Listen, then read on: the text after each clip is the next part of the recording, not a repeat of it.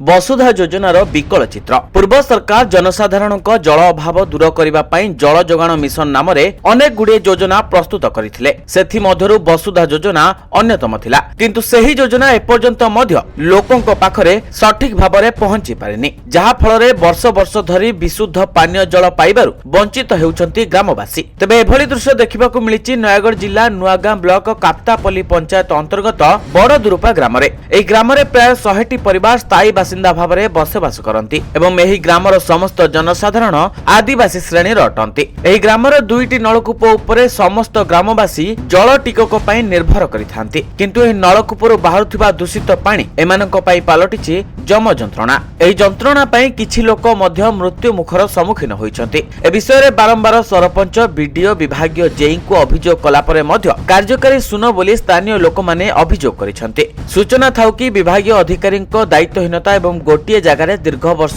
कार्य करने जोगु निज कर्तव्य को भूली जाई सठिक भाव में कार्य करनाहांती सरकारी अधिकारी। फल अधिकारी विरोध में बारंबार अभियोग आसिले मध्य अधिकारी उपरे कौनसी कार्यानुष्ठान ग्रहण करा न जिबारु यह सरकारी योजना उपरे प्रश्नवाची सृष्टि करिछि। तबे यह उपरे कार्यानुष्ठान ग्रहण करी केबे डबल इंजिन सरकार एही ग्रामवासी को शुद्ध पानीय जल जोगाइबे ताहा देखिबाकू बाकी रहिला। नयागढ़ जिला नुआगांरू लोकनाथ महापात्र रिपोर्ट, न्यूज 95 ओडिया। देश विदेश कोण अनुकोणर टेक्निक खबर देखंतु आम सह यूट्यूब, फेसबुक और इंस्टाग्राम रे आमको देखंतु, लाइक, शेयर और सब्सक्राइब करने को आद्यम भूलंतुनी।